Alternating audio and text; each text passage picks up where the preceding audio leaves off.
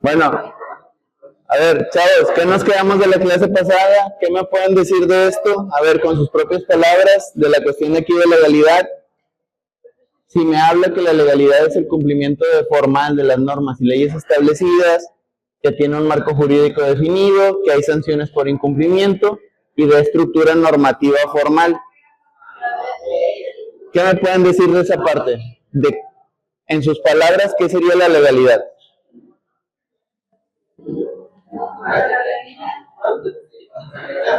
Dele, usted échale.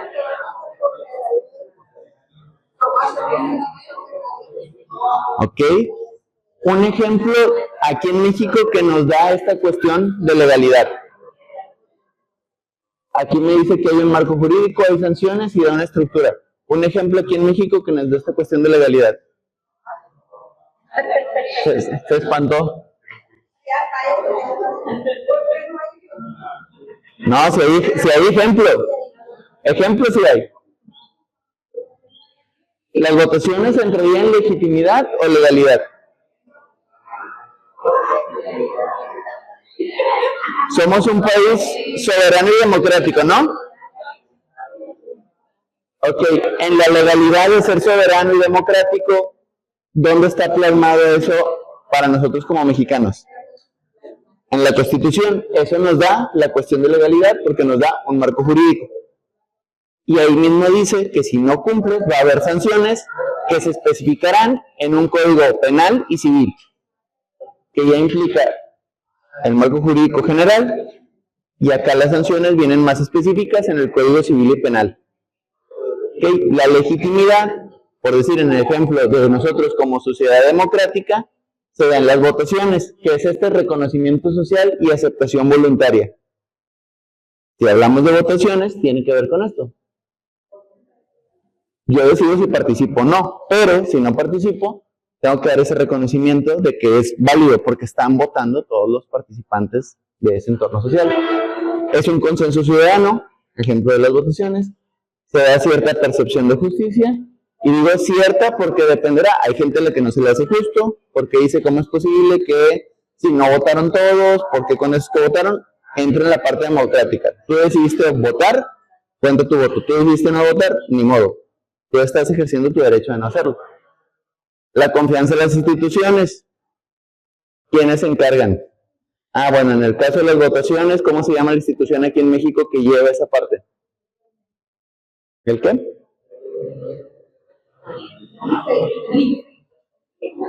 El IFE. ¿Y aquí en Nuevo León cómo se le llama? No, aquí en Nuevo León. El IFE es el Federal Electoral, que hablamos a nivel país. Instituto NACI. Y aquí en el estado es Instituto Estatal Electoral, IEE. Es un derivado del mismo, pero es del estado. O sea, es el que se encarga a nivel estatal de las votaciones, se encarga de que esta legalidad se legitime a la parte democrática. Debe de tener la integración necesaria, o sea, lo legítimo debe empatar con lo legal. ¿Para qué? Para que se den leyes justas y representativas, se dé participación en los procesos normativos, y ya habíamos dicho, ejemplo, votaciones. O cuando se hace un consenso para ver si en la colonia se va a hacer un cambio de cableado eléctrico, y ahora, por votación de todos los vecinos de la colonia, ya no queremos que el cableado esté por arriba, queremos que lo pongan. Eso se hace en procesos normativos dentro de la zona. Se encargará de gestionarlo el alcalde. El alcalde va a decir, oye, ocupo renovar todos los postes. Oye, nosotros como vecinos ya no queremos que los postes. Pero también es igual. Es un decir, como le digo, es un ejemplo. Porque entra con esta cuestión de no contaminación y de hacer más fácil el movimiento en la ciudad. Porque luego se cae un cable y luego no puedes pasar a ciertas zonas porque pues está el cable ahí tirado y tiene corriente. O hay aeronazos y arrancan los cables de los postes.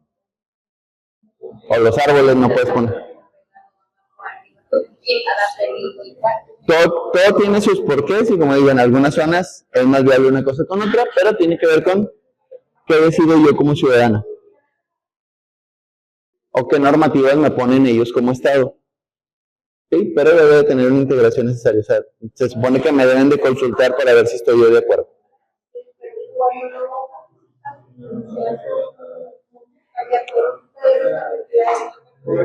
Porque es por mayoría.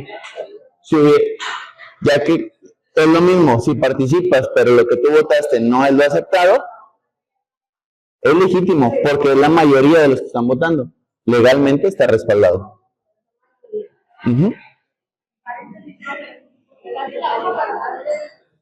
¿Mande?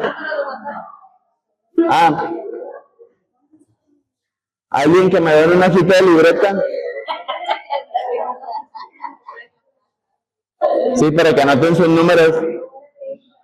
Ok, esto ya lo habíamos vuelto a repasar. Derechos humanos, los principales o los que más nos interesan.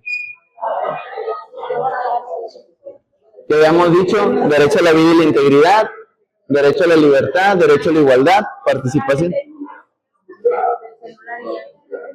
Sí.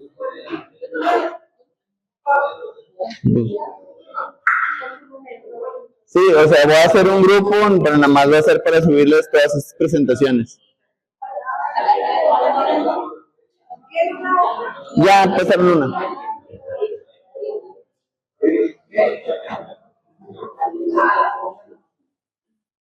Bueno, ¿en qué decíamos que estaban sustentados los derechos humanos? ¿Son mundiales o son nada más aquí en México? ¿En qué año se establecieron? ¿1900 qué? Va.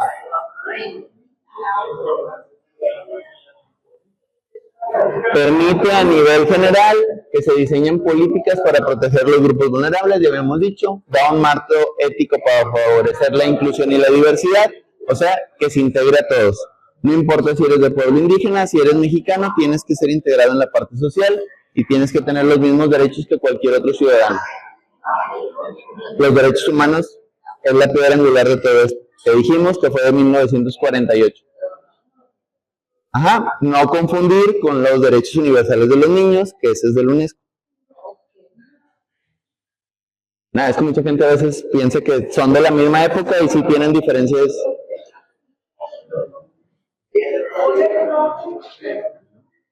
Ya habíamos hablado de identidad, definición y relevancia. La identidad ya habíamos dicho que son las características y valores que nos dan nuestra imagen. ¿Quién soy? ¿De dónde soy? ¿A qué lugar pertenezco? ¿Qué componentes lo dan? Lo cultural, mis experiencias personales y mis factores históricos.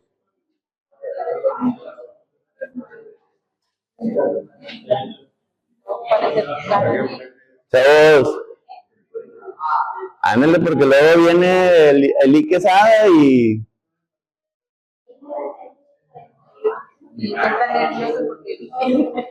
No, me da lo mismo. Pues yo qué, es como digo, yo como quiera doy la clase, pero a los que les terminan llamando la atención son a ellos.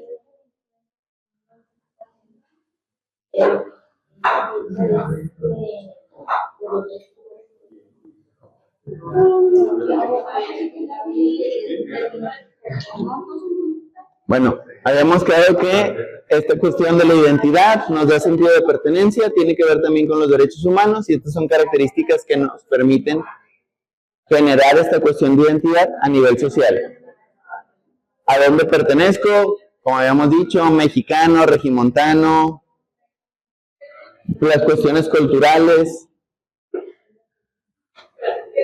esta cuestión de la diversidad, diálogo intercultural y manifestación colectiva. Como por decir, nosotros como regios somos una manifestación multicultural.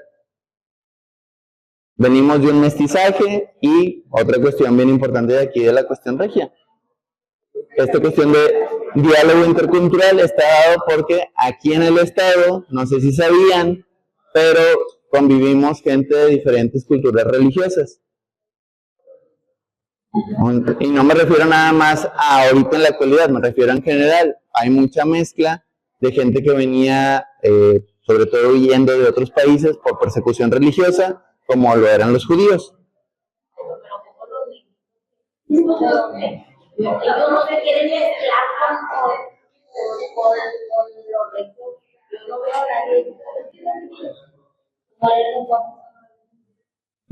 La mayoría de aquí hoy en tiempo, la mayoría viene de Haití. Pero usted no ve uno con una regla. Yo sí he visto. ¿Un amigo anda con una chica de allá? Yo veía de que ellos tienen su... Lo que pasa es que muchos vinieron en familia y muchos no vienen a hacer vida aquí, muchos vienen de aquí para irse para Estados Unidos, como pasó con muchos salvadoreños. Muchos sí venían con la idea de yo vengo a establecerme aquí en Monterrey. Pero no se ve nadie que ande con Lo que pasa es que muchos de ellos vienen a hacer el trámite de la visa y como aquí está la embajada, entonces están rentando en lo que les dan la autorización y vámonos. O sea, ellos no vienen con la idea de hacer vida. Yo digo, vienen con buenos recursos económicos porque muchos llegaron rentando. La mayoría de la gente que viene de Haití, la mayoría está rentando. Yo no he visto, al menos la mayoría de ciudadanos que vienen de ese país, no vienen como los salvadoreños que andan viendo a ver dónde se meten. La mayoría que yo conozco vienen rentando. No me tocó con...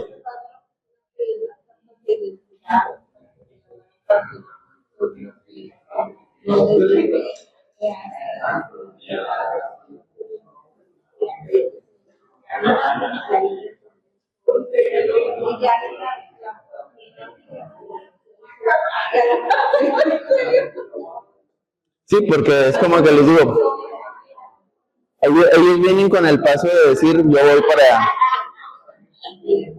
Pero bueno, a ver, dudas en este punto de la cuestión de la identidad y cómo funciona socialmente, cómo nos integramos como sociedad. ¿Qué pasó? Cuéntenme el chiste, yo también quiero saber.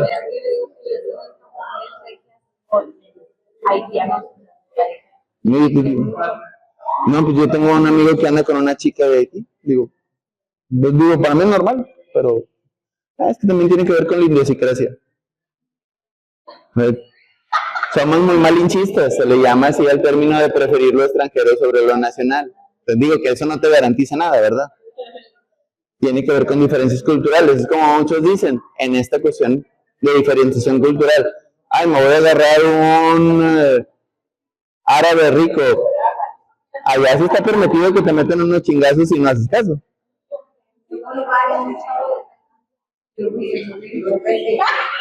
¿Mande?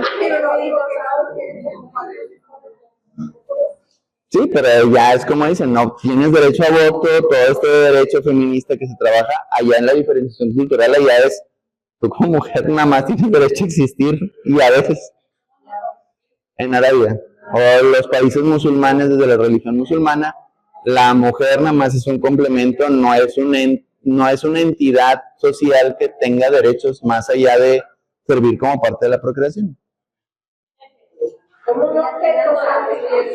No es un objeto, es un complemento en base a lo que marca bueno, en este caso no es el Talmud, es el Corán. La mujer sí es como que nada más la parte del complemento de la familia. ¿Mande? ¿Qué cosa?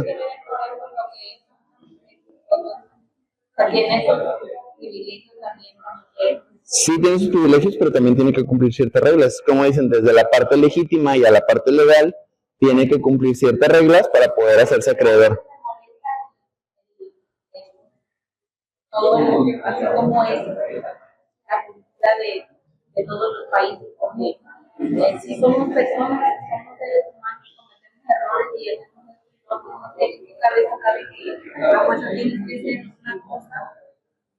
Yo digo, aquí en nuestro país, las mujeres también no pueden ser una cosa, entonces es como, te vas a otro país, lo mismo, no hay nada de diferencia, los de chinos,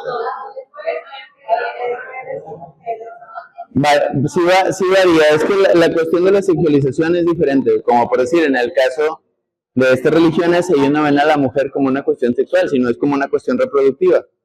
Para que me sirvas como mujer, me tienes que dar hijos. No es como que, qué chido, voy a estar con alguien todo el rato. No, de hecho, incluso se sabe que en esta parte es como que si tú te casaste con una mujer y no te ha dado hijos a partir de cierto tiempo, se da nulo, sí. No, y por decir, si tú eres varón y ya pasaste por 3 matrimonios y ninguno de los, ahí también se te cuestiona de que a lo mejor tú eres el que no está. Ajá. Digo, no se hace una prueba, pero es como que, a ver, ya tuviste 3 esposas, no pudiste engendrar, se supone en un inicio que es la parte de la mujer, pero pues ya pasó 3 veces y no has pescado nada, pues entonces, sí. Y sí se cuestiona de esta parte religiosa. Obviamente, como dicen, por cuestiones de cultura, de diferenciación cultural, primero se señala hacia allá antes de voltear a ver acá, pero es como dicen, a ver, ya pasó 3, 4 veces, entonces algo está pasando aquí que no tiene que ver allá, tiene que ver con...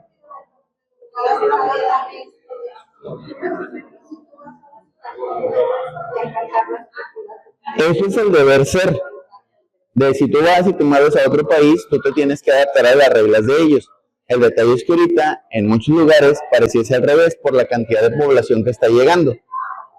Por decir, ejemplo, Europa está teniendo una migración masiva de pobladores de otros lugares que traen otra cultura y pareciese que por esta cantidad de gente que está entrando en esos países, la cultura predominante se está viendo disminuida por la otra cultura y pareciese que se está sobrepoblando por esta cuestión, que lo adecuado debería ser, ok, tú estás en este país, aunque tú traigas otra cultura, tienes que respetar la principal, porque tú estás aquí de visitante. El detalle es que, por mayoría, termina generando esta predominación.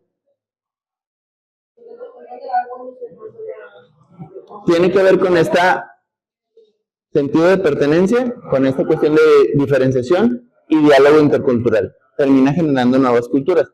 Es como por decir, aquí en México, a la hora de que se hace la independencia y la liberación, por así decirlo, de México como colonia a convertirse en país de la Nueva España, tiene que ver con esta cuestión de diálogo intercultural.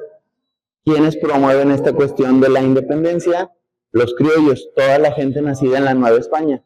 ¿Por qué? Porque a pesar de que tenían derechos como nobles, por así decirlo, no tenían los mismos derechos que un español que venía de allá. Era como que, oye, pues yo también soy ciudadano español. Es que sí, pero eres de la Nueva España porque pues naciste acá en la Nueva España. Entonces eso generó el movimiento y decían, oye, pues es que pese a que nosotros somos los que estamos dominando culturalmente, pues ¿cuál es la población que hay en mayor cantidad? Ah, pues toda la población indígena. Pues vamos a independizarnos. Nada más déjame les digo a estos que pues vamos a crear nuestro propio gobierno. Pero curiosamente, ¿qué pasa? En la cuestión del mestizaje, la población indígena va disminuyendo por mestizaje. Aquí en México fue más por mestizaje. La poca población indígena que quedaba en la mayoría de los pueblos, el que se encargó de darles gas fue Benito Juárez. Cuestión histórica. ¿Mande? ¿Por qué qué? Porque no nos dice la historia tal como... La historia siempre ha estado ahí. Lamentablemente en los libros de texto que nos daban desde las escuelas no viene completo. ¿Por qué? Porque hay que investigar mucho más hacia esa cuestión. Entonces siempre ha estado ahí plasmado. Es como por la historia de los niños héroes. ¿Cómo te lo plantean en el libro? Que eran 11 cadetes. No eran 11 cadetes, era mucho más personal, pero pues se enaltece a esos 7 porque eran los más jóvenes. O sea, no fueron 7 contra muchos, o sea, eran bastantitos. Eso es algo que está en discusión porque no está 100% comprobado. Y acuérdense que, como dicen, ¿quién se encarga de escribir la historia? ¿Quién la gana? No es como dicen, porque los gringos de un tiempo para acá celebran mucho el día 5 de mayo, de la batalla de Puebla. No lo celebran como una cuestión mexicana, lo celebran porque esa invasión que venía de Francia no era para atacar al pueblo mexicano, era para entrar por México para ir a invadir Estados Unidos. Pero pues como aquí nos dimos cuenta antes y aquí como que ya veníamos de estos dos vienen a reclamar aquí México, pues déjame los regresamos. ¿Qué pasó?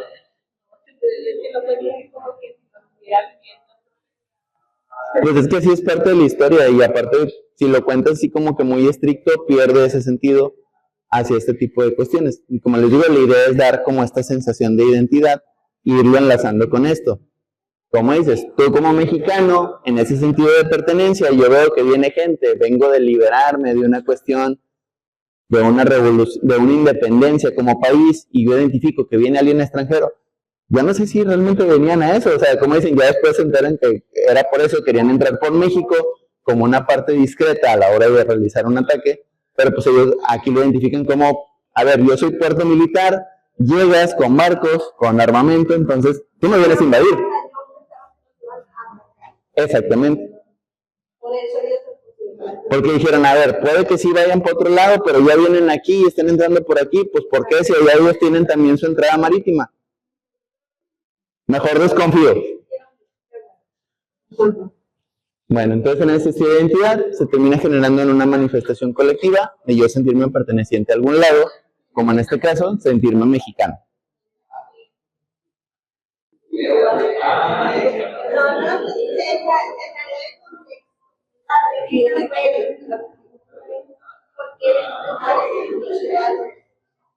Porque los indígenas, como pobladores iniciales, tenían muchos terrenos. Entonces, en este caso, no sé si se llegan a acordar en primaria de algo que se llamaba latifundios. Es la herencia familiar de terreno de palabra. O sea, es como por decir, yo tengo un terreno y antes no se necesitaba firmar una escritura. Este es mi terreno y yo se lo voy a dejar a mi hija Juanita. Latifundio. Pero entonces, ¿cómo quito esos latifundios? Pues, ¡ay, se murieron! Herencia palabra. ¿Qué cosa? Ay, pero no me vayas lejos, porque ahorita aquí todos los gobernantes también. Que salen de su gobernatura. Evolución de los latifundios hoy en día son los benditos terrenos. Ay, se me olvidó el nombre. Latifundios, son las fincas agrícolas. Y regularmente la mayoría de la gente indígena se dedicaba a la agricultura, porque ya tenían los terrenos. Pero como se dedicaban a la producción, pues en el tiempo es como que dicen, no andaban buscando gastarse ese dinero, andaban buscando cómo producir más para mantener esa producción. Por eso a veces cuando dices, a ver, el que es empresario, a veces no anda buscando en qué gastarse el dinero, a veces las generaciones posteriores son las que se encargan de gastarlo, no el que lo genera. Ay, se me olvidó el nombre, ¿cómo se les llama ahora? Ay, pero son los terrenos que te venden, que dicen... No, no son los expropiados. Son los que son terrenos de gobierno que te los dan para las siembras, pero mucha gente los revende, se me olvidó cómo se llama. Son los terrenos ejidatarios. La evolución de los latifundios son los terrenos ejidatarios. Ajá. Son los ejidales. Bueno, todos esos terrenos ejidales pertenecían a gente indígena. Y luego se convirtieron en terrenos ejidales, que es como que, a ver, yo gobierno, yo quiero ese terreno, quito a la gente que los tenía y luego digo, pues esto me pertenece a mí porque yo soy el país soberano, entonces es suelo mexicano, pero te voy a dar a ti la concesión, a alguien más, para que se encargue de esa siembra. Por eso regularmente son terrenos agrícolas. Bueno, el latifundio era eso, era un terreno, una finca donde se sembraba algo que era de producción o consumo nacional, pero regularmente estaba bajo el dominio o era de pertenencia heredada de... Entonces, los que, como tú dices, mis papás también tienen un terreno aquí, porque no tenemos terrenos chiquitos para sembrar el maíz, el frijol. ¿Eso también le pertenece a alguien más? Si son ejidales, le pertenecen al gobierno. Hasta que el gobierno llegue en algún momento que lo requiera o no estés produciendo, te lo puede reclamar. Está prestado. O sea, tú tienes un título de uso de suelo, no de propiedad. Por eso, muchas veces, pónganse usos, y los digo para los más chavos, cuando les digan, te ofrecemos un terreno, chequen que no sea ejidal. ¿Por qué? Porque sí te van a escriturar algo, pero te escrituran el uso de suelo. Entonces, en algún momento el gobierno te puede decir, a ver, ¿por qué tienes una casa en un terreno que debería ser para siembra? ¿No lo estás usando? Vengas para acá. Y te demuelo tu casa y porque pues era terreno que se utilizó. A eso voy porque en la hora de Zacatecas, ahí también hicieron hicieron un tanto de dinero para hacer para sacar, ay, se me fue el nombre de una mina. Ah, bueno, pues es que Zacatecas, sobre todo para la zona de Concha del Oro, hay mucha mina y muchos eran terrenos ejidales de mina. Y era como que, bueno, pues, me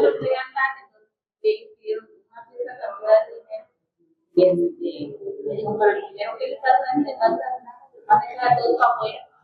Para comprar para sacar la está bien. No tengo familia de ahí de Concha del Oro, por eso más o menos soy.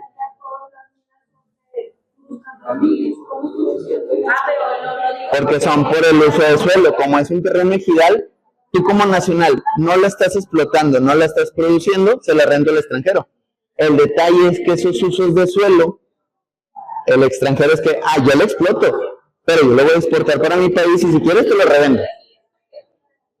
Son usos y detalles que a veces no se ven a grandes rasgos, pero malamente idiosincrasia mexicana, yo lo veo como algo útil. Ajá. Lo mismo pasa con los terrenos ejidales. Adelante. Entonces, en esa cuestión, así funcionan esas cuestiones de legal, legítimo. Por decir, ¿han visto la película de Viva México? La película de Viva México.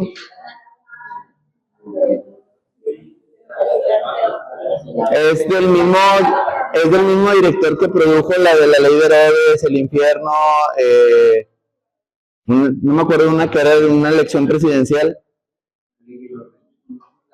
No.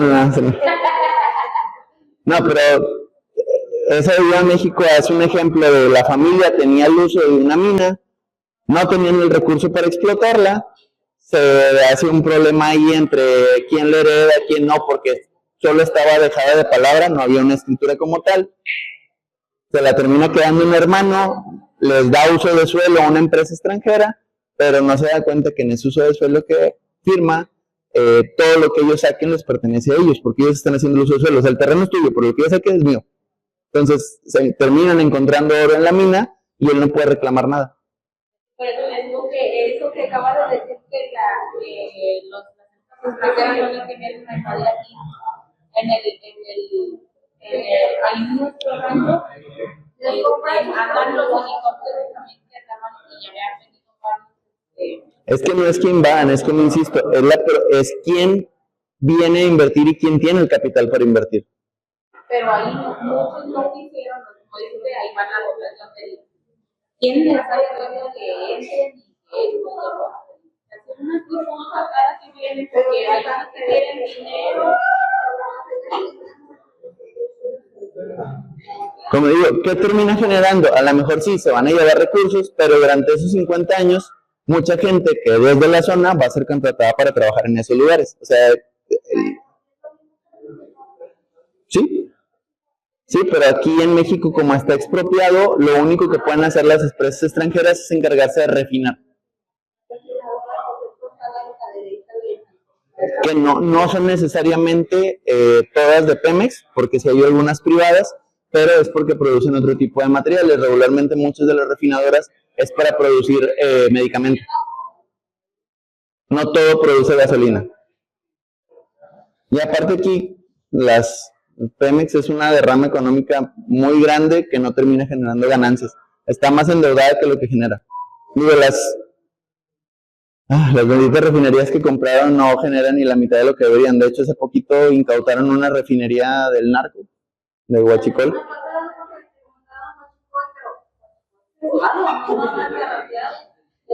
No, ya la tenían procesada y es una, ¿qué le diré? Se me hace que era una refinadora del tamaño más o menos de aquí, de estos salones, o sea, de este espacio.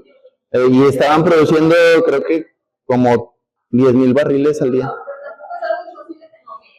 Y dices tú, 10,000 barriles al día y la refinería que reinauguró nuestro querido presidente AMLO produce 100,000 y dices tú, bueno, pues de 100,000 a 10,000 sí es mucho, pues sí, pero esos los produce en un mes, acá lo estás produciendo en un día. ¿Es donde te das? Siempre se ha sabido, nunca. No está negado, como dicen, siempre se ha sabido. El detalle es cómo se maneja. Pero bueno, en cuanto a la dominación cultural, tiene que ver con esta cuestión de imposición de valores, prevalencia forzada de discursos. Si soy mexicano, ¿qué me tengo que tener? Mi bendita Constitución. El Código Penal. Si soy de Nuevo León, ¿qué me da esta identidad de valores como regio o como norteño? Que quienes nos consideraríamos del norte o norteños como tal. ¿Qué estados serían los norteños? Tamaulipas y Tijuana. Son los estados norteños. ¿Sí? Costumbres tenemos de tipo de vestimenta. La vestimenta más vaquera, más americanizada. Valores dominantes, como dicen aquí, somos más tradicionalistas, más cerrados. Cosas de la cuestión de la gastronomía entran en esta cuestión de valores. Yo no he conocido a nadie que haya venido a Monterrey y no le termine gustando hacer carne asada. Incluso en esta cuestión de valores y en esta imposición tiene que ver con las costumbres que adoptamos, que a veces ya ni siquiera es hacer la carne asada, es la idea de juntarse como tal. No, de hecho hay veces que terminas echando cualquier cosa al asador menos carne.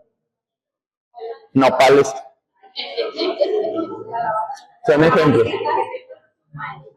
Ok, mecanismos globales donde vemos este contraste o esta apropiación cultural, los medios masivos y plataformas digitales a la hora de aprender cuestiones de cultura. Música, cocina, estilos de ropa, estilos de pensamiento. Cuestiones institucionales, sistemas educativos y normativos que priorizan las culturas hegemónicas. Aquí en México esta parte de hegemónico ya no es tanto. ¿Qué sería lo hegemónico? Lo que ya está establecido, o sea, la cultura mexicana como tal. Lo hegemónico es, ok, ¿existe cultura indígena? Sí, pero es la cultura mestiza que tenemos nosotros como general y la cultura indígena. Ahorita ya esta cuestión de manejarlo como hegemónico ya no es así, hablamos de una cuestión inclusiva, donde ya se integra tanto la cultura indígena como la cultura mestiza que tenemos nosotros, porque no somos, como les digo, nosotros como mexicanos nos deberíamos de identificar como mestizos, porque somos mezcla de españoles, franceses, alemanes, judíos, etc.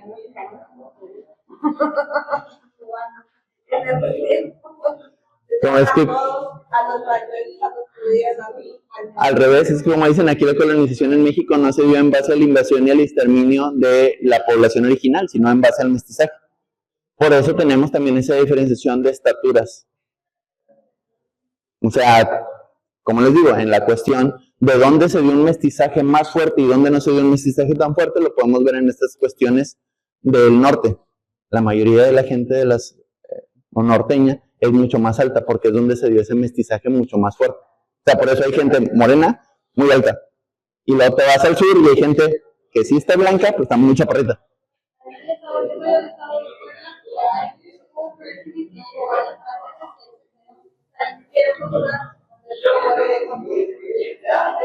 O Jalisco es una parte también, sobre todo en los altos de Jalisco, que muchos son altos, muy delgados y tienen un tono de piel un poquito más clara. Siguen siendo morenos, que es esta parte de como que eres moreno perlado, pero no eres moreno. Entonces, son como más, ¿vale? Ahí en los altos de Jalisco llegó mucho español, mucho alemán y gente asiática.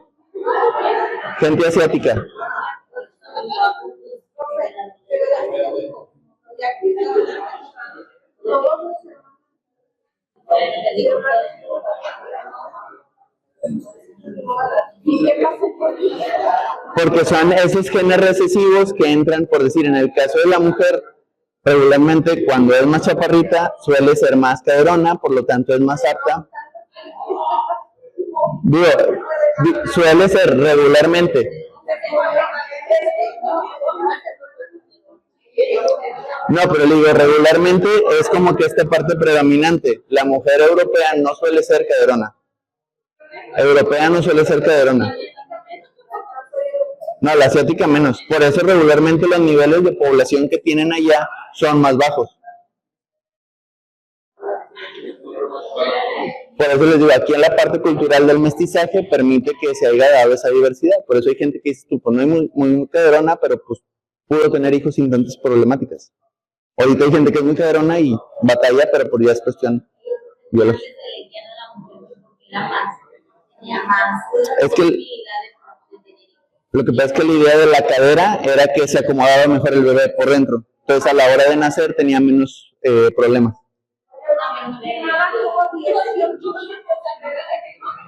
Pues es que antes, como les digo, eran antes estas costumbres de la dominación cultural. ¿Cuál era el fin del matrimonio antes en esta cuestión mexicana? Si tú te casas era para tener hijos, no era para decir vamos a vivir juntos y que nos vaya bonito. Por eso les digo, entra en esta cuestión cultural. ¿Qué puede causar esta mezcla, pérdida de diversidad? Porque se termina creando una nueva cultura, como en el caso de aquí, que a pesar de que somos mexicanos, no somos esos mexicanos originales que existían aquí, sino somos producto de un mestizaje constante.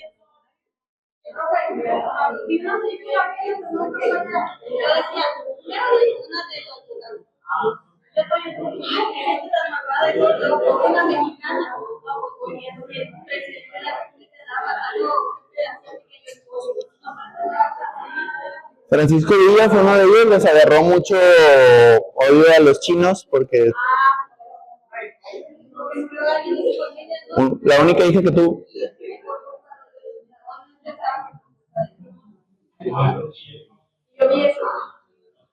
Digo, tampoco estamos tan exentos de. Entonces, cosa importante de la dominación cultural, permite una autodeterminación de la cultura, sus efectos son sutiles. ¿Por qué? Porque no lo vemos de manera inmediata, se va viendo de manera progresiva a la hora de ir apropiándonos de cosas, como la cuestión musical. Ejemplo de esto, a ver, en cuanto a la cuestión musical y esta cuestión cultural, ¿de dónde surge el reggaetón como tal? ¿De qué país? En la cuestión de la dominación cultural, ¿de dónde surge el reggaetón como tal?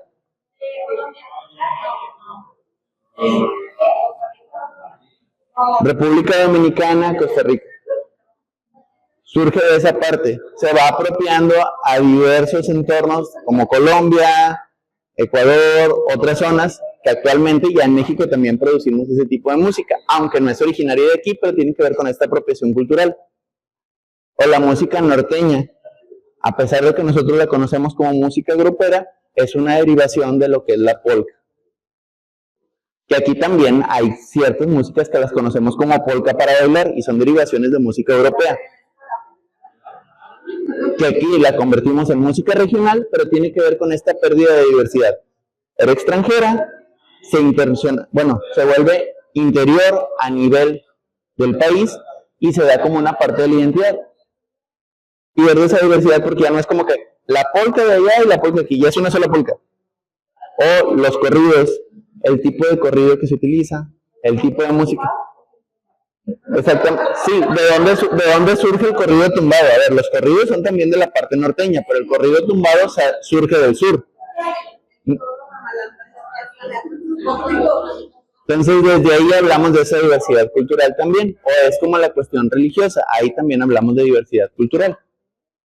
Que por decir, a ver, ¿cuántos tipos de iglesias existen? Digo, es un decir, no digan un número exacto porque hay muchas religiones.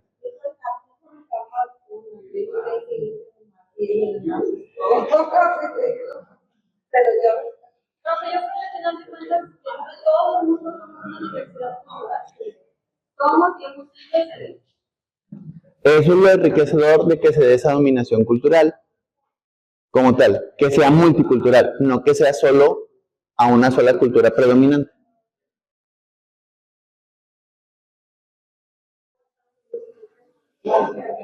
¿A qué nos vamos a eso? A una globalización. ¿Qué nos termina dando?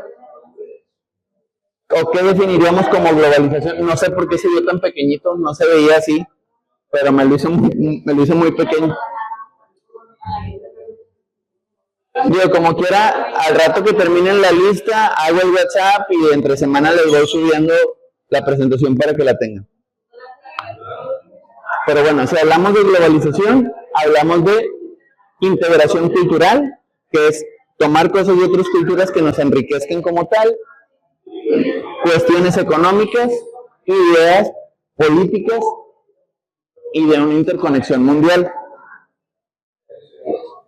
Por decir, como les digo, aquí en la parte de México somos un país muy mestizo, porque no nada más tenemos costumbres, a pesar de que decimos, es que, ¿por qué la cocina mexicana tiene tanta variedad de guisos? Pues porque no nada más es la cocina de aquí, o sea, tiene guisos de otros países, pero ya los tenemos como que muy interiorizados.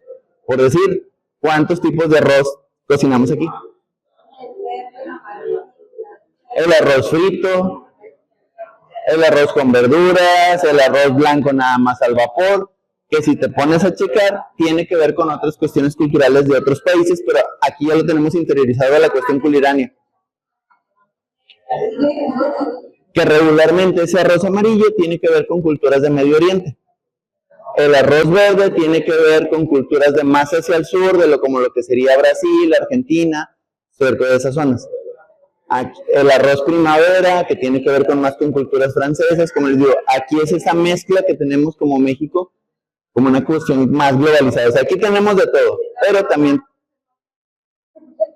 no creo, el arroz a vapor, que no se te pegue y te quede esponjosito, sin pasarlo por aceite, no a cualquiera le queda. Si lo vas a hacer a vapor, no se pasa por aceite, por eso te pega. No, es que no es lo mismo el arroz a vapor que el arroz blanco cocido. Son dos diferentes. El arroz blanco a vapor debe de quedar pegostiosito. Sería el ejemplo más normal.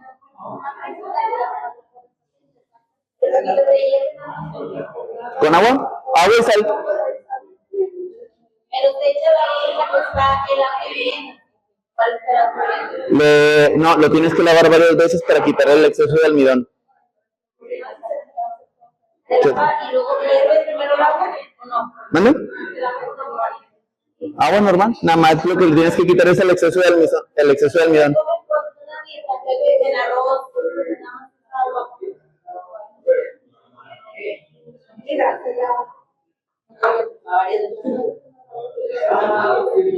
¿Cómo te das cuenta si le quitas el almidón o lo más sencillo? Es como si fueras a hacer agua de horchata, pero lo tienes que hacer 2 o 3 veces antes de ponerlo a cocer. Sí, por eso digo 2 o 3 veces que lo pongas con agua tibiecita para que se suelte el almidón y luego ya no caliente porque se cose. Agua tibia, no caliente. Digo, tiene su chiste, yo lo he preparado y... Pero... No, como todo.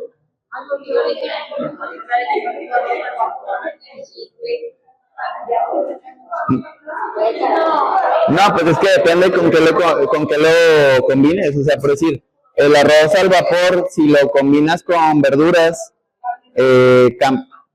lampreadas, sabe muy rico, digo, le termino echando más así.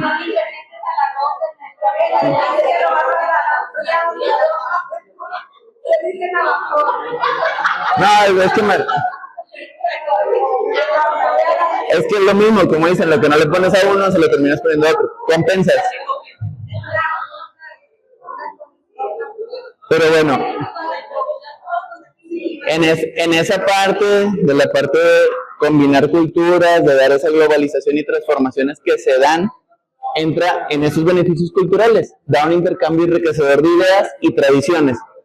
Lo principal, o regularmente donde más terminamos combinando tradiciones, es en la cuestión culinaria.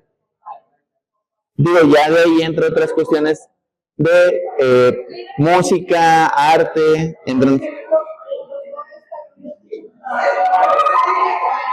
sí, es como por decir, incluso aquí mismo, yo para mí el asado de puerco, chicos,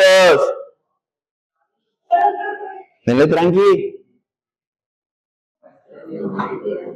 Ejemplo de eso, como les decía, el asado de puerco, yo lo conocí como asado de puerco, pero hay muchas zonas en el sur donde le llaman mole rojo. Ajá, el adobo o mole rojo. Y yo dije, ok, bueno, pues sí, se hace similar a un mole, nada más que no agarra esa tonalidad oscura.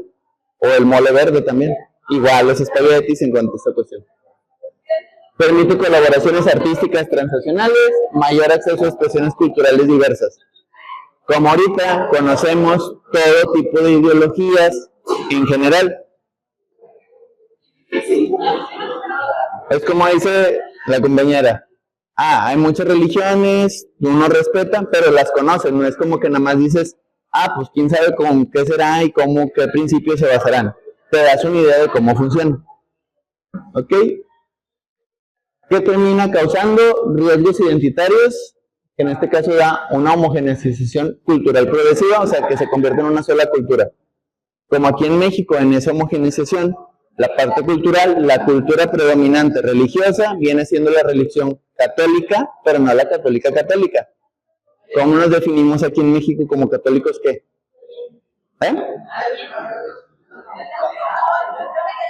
¿Cuál es nuestro principal santo aquí en México?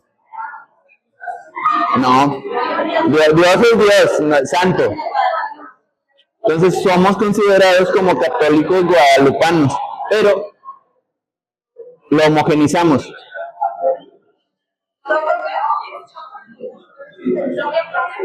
¿Mande? Nos convertimos como, en esta parte de homogenización, como católicos guadalupanos. Entra en esa cuestión de, ya no convierto una sola cosa, sino lo termino creando en algo nuevo y único. Por eso se llama homogenización. Todos son católicos, pero vamos a hacer más a la cuestión de lo guadalupano. ¿Sí? Predominio de narrativas culturales dominantes. ¿Qué tipo de cultura le damos atención aquí? ¿Qué creencias políticas terminamos aceptando? A ver, narrativas culturales. Primero los pobres. Es una narrativa cultural que se ha vuelto muy predominante aquí en México. Una cultura predominante que se daba antes de que pasara lo del Calderón. Es que pues sí, los narcos hacen muy mal, pero ayudan a muchas comunidades. Pues sí, pero te ayudan por algo, no te ayudan nada más porque sí. Ese enaltecimiento de la narcocultura habla de esa narrativa cultural dominante. Pues es que aquí no dañan a la gente. Pues ahí contigo, pero acá en todo lo demás se convierte en una narrativa cultural de la zona. Ejemplo de eso, Durango y Sonora. Tienen esas cuestiones. Fragilidad de patrimonios culturales locales. Se terminan apropiando la cultura de ese lugar y termina homogenizando y acabando esas cuestiones de la zona. ¿Por qué? Porque ya se vuelve una sola cultura. Como cuestión de esto, Ciudad de México. Todos son CDMX. O patrimonios culturales, aquí en el caso de Nuevo León, lo que les decía, todos son regios. Patrimonio cultural, pues no soy de Escobedo, no soy de San Nicolás, salgo fuera y yo soy de Monterrey. Ajá. Entonces, ¿cómo podemos ver como una cuestión ilustrativa? La comida rápida. ¿Qué tipo de comida rápida se vuelve más predominante en ciertas zonas? Por decir, aquí en México, en cadenas de comida rápida, Carl Jr. no es la más sonada. Curiosamente, viene siendo el pollo Kentucky. Ni siquiera McDonald's. KFC, ¿por qué? Porque sigue siendo una comida que nosotros podemos aceptar sin tanta problemática. Entonces, cambian esos hábitos alimenticios. Seguimos comiendo pollo, pero pues dices tú, bueno, pues puedo variarle entre un pollo asado y un pollo frito. No varía tanto el precio. A decir una hamburguesa, pues lo que me cuesta una hamburguesa del Carl Jr. me cuesta la cubeta de 12 piezas de pollo, pues mejor me compro la cubeta. Bueno, pues imagínense, 515 una cubeta de 24, dos hamburguesas del Carl Jr. te salen eso. Pues yo les digo, en cuestiones de comida o cuestiones de ropa y vestimenta. ¿Qué tipo de ropa considerábamos como que ropa que comprábamos mucho?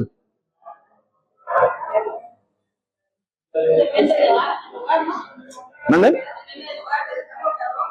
Depende del lugar, pero por decir, en esta cuestión de caso ilustrativo de homogenización, en las tiendas de ropa, ahora que surgió la tienda de Cuidado con el Perro, que es 100% mexicana, estamos hablando donde ya mucha gente prefiere ir a comprar ahí. O comprabas en Del Sol, o comprabas en EMSA, que EMSA pues ya no existe como. Pero esos eran los lugares donde comprabas cierto tipo de ropa o vestimenta. O en el caso de las mujeres, pues en su momento lo que era Titi Blues, Laboro, ese tipo de empresas que no eran 100% mexicanas, pero te ofrecían productos relativamente económicos. Entonces, habla de esta parte de caso ilustrativo, porque no eran modas de aquí.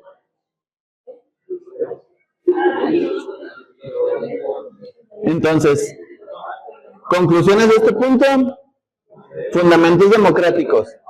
¿Qué me dan la cuestión de democracia? Que cuente mi voto, cuestión de legalidad, dónde está establecido esos reglamentos que yo tengo que cumplir. Acuérdense una cosa bien importante en cuanto a la legalidad, que yo desconozca cuáles son los fundamentos legales o cómo se establece la ley, no me exime de cumplirla. Porque mucha gente dice, es que no sabía. Pues de que no sepa no significa que no la debo de cumplir. Que muchos dicen, es que no sabía que si tengo paneles solares y nunca le reporté comisión, me pueden poner una multa.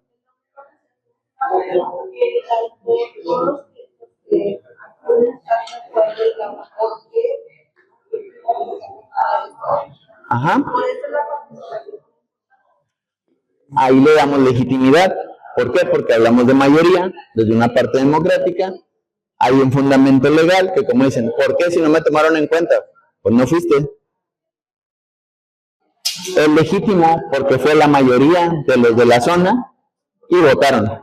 No fue como que yo digo y así se va a hacer. No, se hizo una votación. Es lo que termina dando los pilares de la cuestión justa y sustenta nuestras interacciones cotidianas. Son los fundamentos de la cuestión democrática.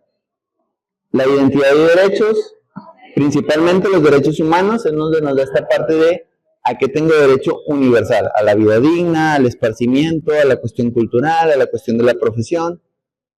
¿Sí? Y la cuestión de identidad nos da esta cuestión que nos define y nos enriquece colectivamente. Que yo sea mexicano no significa que pueda tener diferentes creencias o diferentes costumbres. Sigo siendo mexicano. Esa es mi identidad como tal. En esa diversidad cultural puedo ya navegarme. ¿Qué desafíos tengo ahora? Esta cuestión de dominación cultural global, donde ya no es esta cuestión de enriquecimiento multicultural, de yo tengo muchas ramas de elegir, sino ya me voy como que en una sola línea. Presenta retos complejos porque es la parte de saber balancear las cosas. Debemos equilibrar lo global con la diversidad local. O sea, que yo aprenda cosas de fuera no significa que las tenga que sustituir con las cosas internas.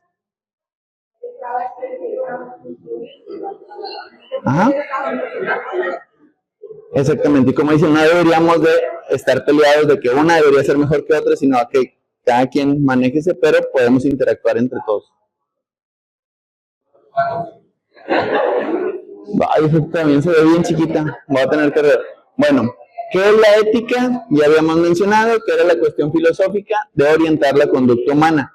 ¿Cómo me manejo en una cuestión ética a la hora de interactuar con los demás? Si genero respeto, doy respeto, y aparte, para la misma cuestión ética, ¿qué decisiones tomo y cómo las tomo? ¿Qué fundamentos morales me hacen tomarlas? Depende. ¿Por qué? Porque, ejemplo, ética de la moral. Una cosa es la cuestión ética y otra cosa es la cuestión moral. ¿Por qué? Porque hay momentos que mi ética puede ir en contra de mis valores morales. Es que yo soy una persona muy solidaria, pero la persona con la que soy solidaria y siempre antepongo la amistad está haciendo cosas indebidas, voy a poner la ética contra la moral.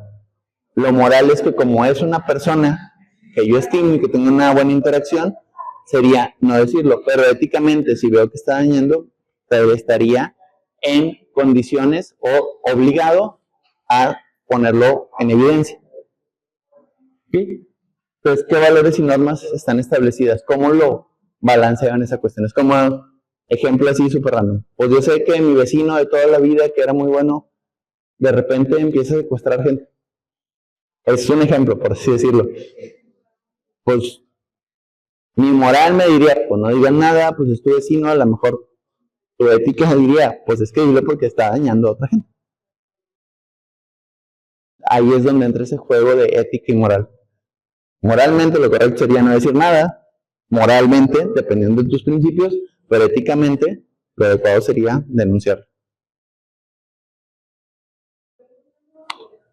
Entonces ahí tenemos que tener en cuenta que esa moral son el conjunto de costumbres a dimensiones individual, yo, en mi historia, en mis principios, en mi cuestión familiar, de esta parte de derechos éticos y morales que me han establecido. ¿Qué decisiones personales yo he tomado desde la ética o desde la moral? A ver, desde una cuestión aquí personal, ustedes, su decisión de entrar a estudiar a la prepa, ¿fue ética o fue moral? ¿Por qué moral?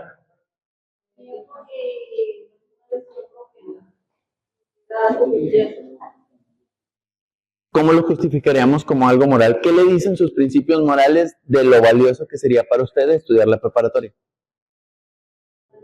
Para tener una mejor educación,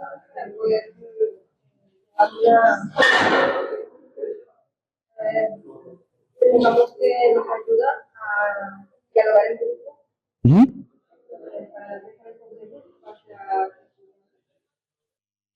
¿Va? Eso entraría en una cuestión moral. La cuestión ética sería, pues quiero a lo mejor en una cuestión laboral, tener una mejor preparación académica que me abra más puertas. En esa misma cuestión de la ética sería, ok, tengo que cumplir, convenir, aplicarme, poner atención, pasar los exámenes, entraría la cuestión ética. Moral sería mantener el respeto con mis compañeros. ¿Sí? Y eso es para ambos lados. Aunque los chicos hablen, también nosotros debemos mantener esa ética de decir, bueno, ¿a quién me interesa? ¿A mí o a él?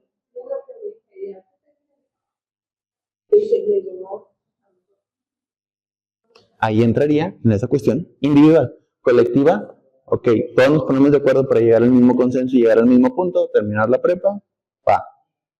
Nos ayudamos, nos pasamos guías de estudio, nos pasamos consejos, yo te paso mis notas para que las contrastes con las tuyas, contrasto lo que yo entendí de esta clase con lo que tú entendiste, hablamos de que, es que yo no me acordaba de la fecha de tal documento, pues es que yo sí, ahí es donde habla esta parte de una cuestión colectiva, hacia la cuestión de la ética de compartir. Moralmente, ahí sería, pues yo soy una persona que es empática, que es cooperativa, pues bueno, te comparto mis notas. Éticamente, pues nunca viniste, en algún momento yo te pedí y no me lo, a lo mejor éticamente yo no estoy obligado a pasarte mis notas porque no viniste, yo te las pedí en algún momento que yo no vine y no me las quisiste prestar, pues éticamente no estaría obligado. O sea, o es como cuando prestas dinero. Moralmente, cuando prestas dinero de persona a persona, estás obligado a pagar. Moralmente. No hay nada legal que lo sustente porque es de persona a persona. Tú como moralmente dices, bueno, yo sí te presto, pero la otra persona, su moral y su ética dependerán si te paga. Pues está acostumbrado a pagar. Te va a pagar desde su moral. No está acostumbrado a pagar, no es así, pero éticamente se ha navegado en una cuestión donde se enseñó a hacer eso, lo hace por la cuestión de la ética, no por la cuestión de la moral, porque no tiene sus principios a lo mejor de familia, pero navegando en sociedad se enseñó a llevar. Acuérdense, moral es lo que yo tengo de inicio de familia y ética es lo que yo voy generando en la convivencia en sociedad en base a la experiencia.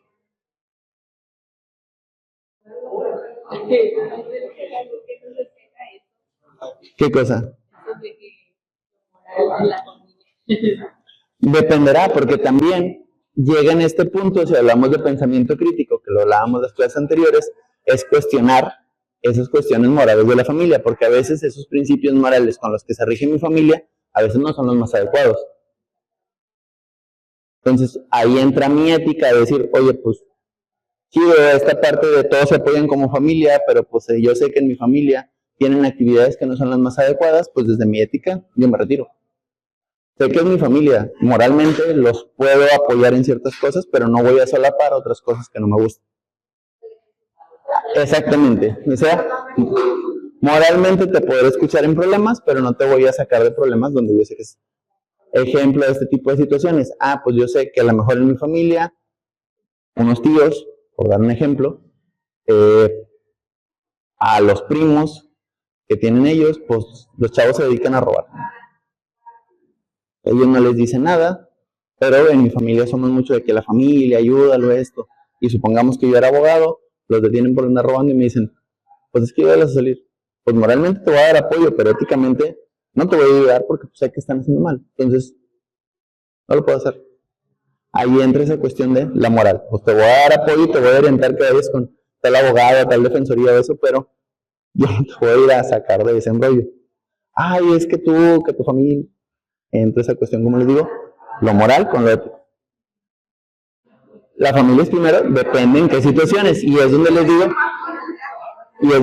es donde entra ese juego de responsabilidad moral y responsabilidad ética. Responsabilidad moral como familia la tienes a la hora de apoyar moralmente, pero éticamente a lo mejor no entraría esta parte de ayudar siempre. Entonces, en estas mismas cuestiones de ética, democracia, legalidad, legitimidad, entra la cuestión de libertad y responsabilidad. Si hablamos de cuestión cultural, yo soy libre de elegir entre diferentes alternativas. Me puedo ser religioso, puedo ser no religioso, me puede gustar cierto tipo de música, puedo dedicarme a cierta profesión. Tengo la libertad de hacer todo eso, pero también tengo la responsabilidad de cumplir con las cosas que dicta eso. En esta libertad es nuestra autonomía como seres humanos. ¿Yo qué puedo decir? Mi autodeterminación, conocimiento y opciones, y ausencia de coacción. O sea, que nadie me obligue a hacer las cosas. Presupencia de coacción, sí, que nadie me presione a tomar una decisión. Debo de tomarla de manera autónoma. Conocimiento de opciones, debo de informarme, debo de tener un pensamiento crítico para lo que yo vaya a decidir esté fundamentado hacia lo que yo creo y yo quiero. Sobre todo, como digo, en cuestiones de democracia, ¿por quién voto? ¿O qué ideología tengo? ¿Tengo una ideología capitalista o tengo una ideología socialista? Por ejemplo, en cuestiones de esta parte democrática, ¿hacia dónde me estoy orientando? ¿Qué responsabilidades tengo? Asumir la consecuencia de mis elecciones. Por decir, en esta cuestión de mi libertad, yo en algún momento voté por Morena, estas últimas elecciones, mi responsabilidad es asumir las consecuencias de haber votado por ellos porque ya me di cuenta que no estaba tan chido lo que proponían y la están regando más de lo que deberían. Pero es como esta parte de, yo ejercí mi libertad, me fundamenté y de todas las opciones era lo menos peor. No significa que era lo mejor, porque siempre que me preguntan, pero si tú votaste, pues sí, pues es que era lo menos peor, no era lo mejor. Y tristemente en esta cuestión democrática, ya ni siquiera la gente vota por esta cuestión de qué es lo mejor, sino votas porque es lo menos peor. Y es una cuestión que hablando con más gente, muchos dicen, es que yo me basé en esta cuestión de qué era lo menos peorcito. Todos están para llorar, pero ¿cuál estaba menos?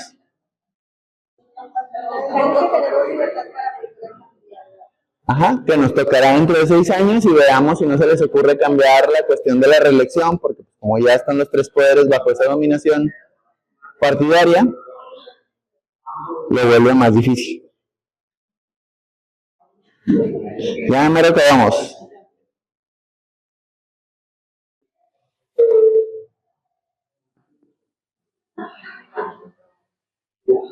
Entonces, en esa responsabilidad, como les digo, es asumir mis consecuencias, garantizar la dimensión ética de nuestros actos, legal, ante las normas jurídicas.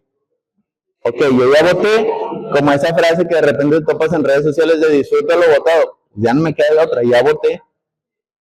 La norma jurídica es que eso que elegí se va a mantener durante cierto tiempo, entonces me tengo que acatar a ello, aunque ya no me parezca lo más adecuado. Como dicen, eso me preparará para ese conocimiento de opiniones de después poder cambiar de opinión. Desde mi libertad tengo la opción de cambiar de opinión. Desde mi responsabilidad, asumir las consecuencias de lo que ya elegí en ese momento. Como esta parte también. Me casé y me divorcio. Me casé, tengo la responsabilidad de asumirme como una persona casada. Me tengo que divorciar, estoy en la libertad de hacerlo. Pero también conlleva unas responsabilidades. Ir a hacer los procesos, ir a llevar la papelería, cubrir los gastos que esto esté generando, las citas con el abogado, pagarle al abogado, todos esos procesos de que moral, nuestra propia conciencia, ¿bajo qué conciencia lo hice? ¿Lo hice en ese momento bajo algo fundamentado? Sí. ¿Ya no fue lo adecuado? Pues no. Por eso estoy cambiando de libertad. O sea, esto va en conjunto. Se podría decir que estas dos son como si fueran un círculo que se va retroalimentando, para el lado que lo quieran ver, desde la libertad hacia la responsabilidad o desde la responsabilidad hacia la libertad, y viceversa. Va para ambos lados. La cuestión de interdependencia, sin responsabilidad, la libertad se convierte en mera arbitrariedad. Si no me hago responsable, solo se vuelve arbitrario. Ah, es que yo voté, pues ya voté, pues ni modo. Pero es que, no, pues es que ya, ¿para qué me complico? Entonces, aquí yo no acepto las consecuencias de lo que está pasando. Ejemplo de ello, si robo, mi responsabilidad cuando me detienen es asumir los cargos que me den. La interdependencia, ahí habría de esta no aceptar las consecuencias. No, pues es que robé por necesidad. Pues sí, pero estás incumpliendo normas y reglas. O como les dicen a mucha gente, es que robo por necesidad y yo trabajo por gusto. Pues no. Entonces, eso debemos de buscar en esta interdependencia, un balance para la convivencia, un fundamento para la dignidad humana, entre esta parte entre moral y ética, una base del desarrollo moral como personal. O sea, ¿qué bases morales yo tengo para darme esta cuestión de entender mi responsabilidad y entender mi libertad? Van de la mano. ¿Dudas hasta aquí?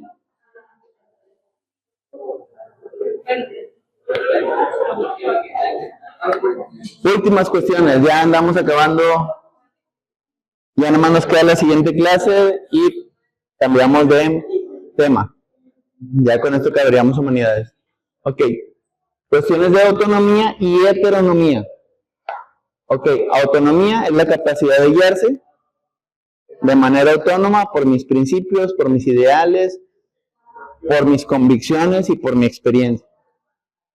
La heteronomía es la acción por factores externos sin crítica propia. Me dicen que me voy por aquí, por ahí me tengo que ir, no tengo opción de decidir.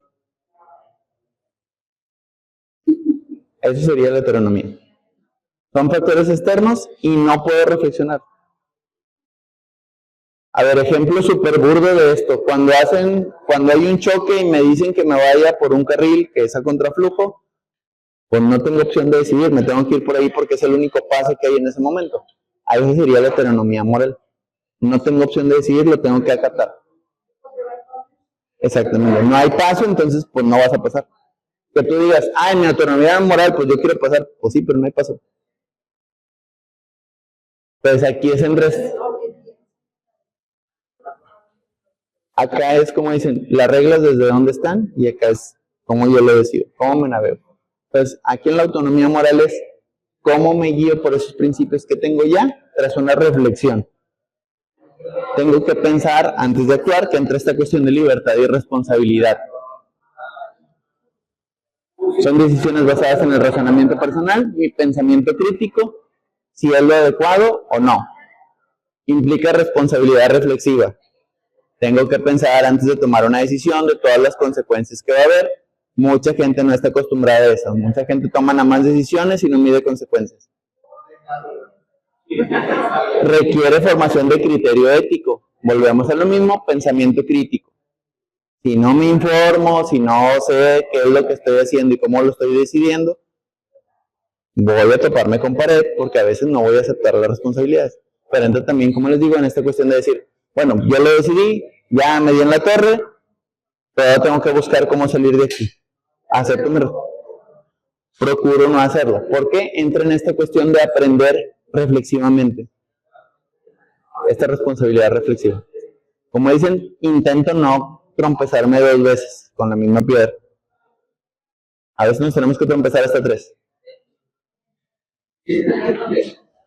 Luego en la heteronomía, como les digo, ya son leyes establecidas que me dicen por dónde me tengo que ir. No las puedo saltar porque ya las elegí en algún otro momento desde mi autonomía moral. Obediencia a tradiciones incuestionadas. Principalmente esto entra en las cuestiones religiosas. ¿Por qué debo de confesarme antes de comulgar? Es la heteronomía moral. Son los principios que ya están establecidos.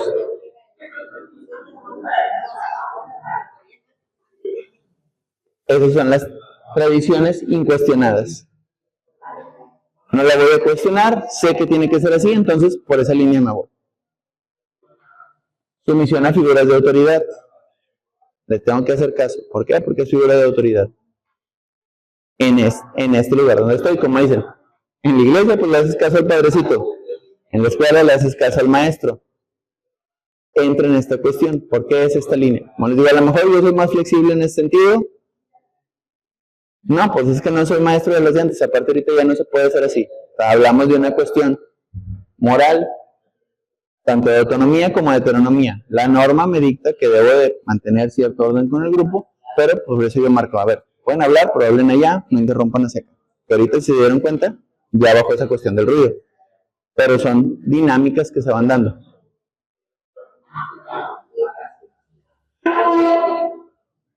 Digo, no está peleado una cosa con otra, pero son maneras de irse navegando.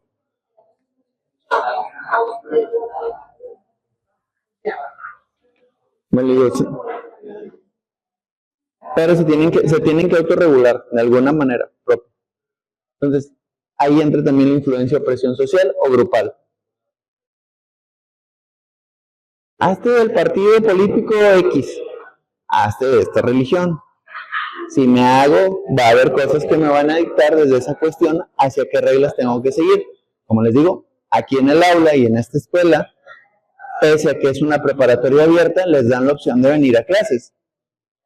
Desde su autonomía moral, ustedes están decidiendo venir y estar aquí presentes. Su heteronomía dice que tienen que pagar ciertas cuotas. Ahí entra esa cuestión, como les digo, como un ejemplo. Debe de haber un equilibrio necesario. Autonomía, ellos no deciden estar tan atentos, como quiera tienen que cubrir sus cuotas. Como quiera tienen que poner cierto grado de atención y como quiera tienen que cumplir. Entonces, como les digo, da ese equilibrio entre las dos. Me permite un desarrollo del criterio propio, permite esa parte que yo también respete las normas colectivas. A lo mejor no como todos los demás quisieran, pero entiendo que hay, que puede pasar. ¿Qué pasó hace 2 clases? Les llamaron la atención. ¿Qué debería de pasar en siguientes clases? Que ellos entiendan de, bueno, hablo, pero me mantengo la dinámica que se pueda en el grupo. Y da la participación crítica de la sociedad.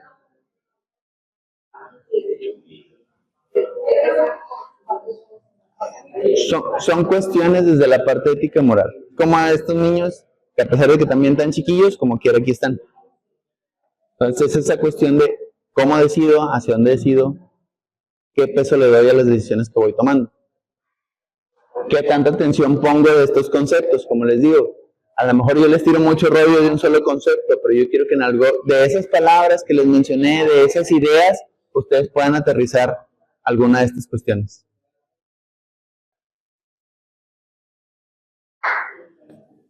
De ahí nos vamos a valores. ¿Por qué? Porque van de la mano. Los valores y la moral van desde la cuestión principal de la familia o los traemos desde la cuestión de comunidad. ¿Qué valores tengo como comunidad? Son universales, los principales, dignidad, justicia, libertad, trascienden culturas. Dignidad, justicia y libertad, todas las culturas lo buscan como valor universal. No importa si son de Medio Oriente, si son de Japón, todos hablan de dignidad, todos hablan de justicia, todos hablan de libertad. Contextuales van a variar según la época. A algunos se les va a dar más peso, otros menos. Honestidad, verdad, empatía, puntualidad, son diversos valores que les podemos ir dando. Van dando guía a nuestras decisiones y nuestros comportamientos cotidianos. También se vuelven personales. A pesar de que en mi familia me den un conjunto de valores muy grandes, yo decido cuáles tomo o con cuáles me guío. Y puede que estos contrasten con la cuestión moral. Ahí entraríamos ya en un conjunto de 3 cosas. Valores, moral y ética. Ahí ya se conjugarían los 3. Caen en esta misma dinámica de qué me dicta la ética y qué me dicta la moral. Si lo pusiéramos como una fórmula, sería valores entre ética más moral. Si lo pusiéramos como una cuestión matemática. O sea, los valores se tienen que dividir entre la ética y la moralidad. Pero las dos se tienen que sumar para que me den cierta cantidad de cierto tipo de valores. ¿Okay? Personales, ¿por qué? ¿Por quién me los configura? La familia, la educación y las experiencias. Hay valores que no me los dio mi familia, pero los aprendí en la escuela. O en convivencia con otros compañeros y viendo sus dinámicas familiares. Van jerarquizados, dependiendo de la situación que se me presente, va a haber un valor que va a ir más por encima de otro. Dependiendo de la situación, voy a ver si hablamos de estos tres universales, si me voy a ver guiado por la cuestión de libertad de decidir, por la cuestión de buscar una cuestión de justicia, o buscar una cuestión digna. Vivienda, leyes, derechos humanos. Como un ejemplo así muy general. Entonces, estos valores nos permiten tomar decisiones sobre mi vida, sobre mi persona, sobre lo que estoy haciendo, diciendo. Por eso les decía, tu decisión de entrar a la prepa, ¿es una cuestión ética o es una cuestión moral? Va a variar dependiendo de cada uno de ustedes. Ella me comentaba algo más a una cuestión moral, en base a sus valores, que terminaba generando una decisión ética. O sea, siempre se conjuntan, nunca están separados. Se pueden contrastar, pero siempre van a ir todos de la manita a tomar una decisión como tal. O sea, van a ir atravesados. La compañera acá decía que fue más una cuestión ética, pero termina siendo atravesada por la moral y mediada por los valores. Por eso les digo, a pesar de que los podamos manejar como conceptos diferentes, siempre van de la mano. Ética, valores y moral van juntos. Y como dice debajo, permite resolver conflictos morales. Equidad. Hasta ahí nos vamos a quedar el día de hoy. Voy a tener que corregir esa presentación porque se ve muy fea. No, y no sé por qué se empezó a ver tan chiquito. La semana pasada sí se veía más en grande. Pero... no, solo se...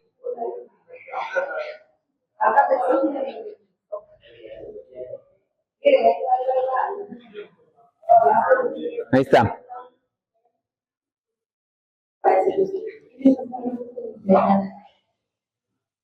Como quiera para que lo tengan bien. Ok, cosa bien importante. La equidad no es lo mismo que la inclusión, son dos conceptos diferentes desde la cuestión de las humanidades. Este es un concepto aparte, no vayamos a confundirlo, porque en el examen sí puede venir una cuestión de qué es inclusión y qué es equidad. No son lo mismo.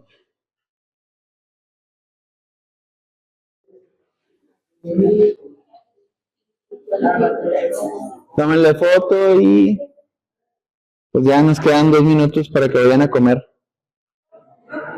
¿Dudas hasta aquí? ¿Seguros? Les voy a poner un examen en la siguiente clase entonces, ahora sí.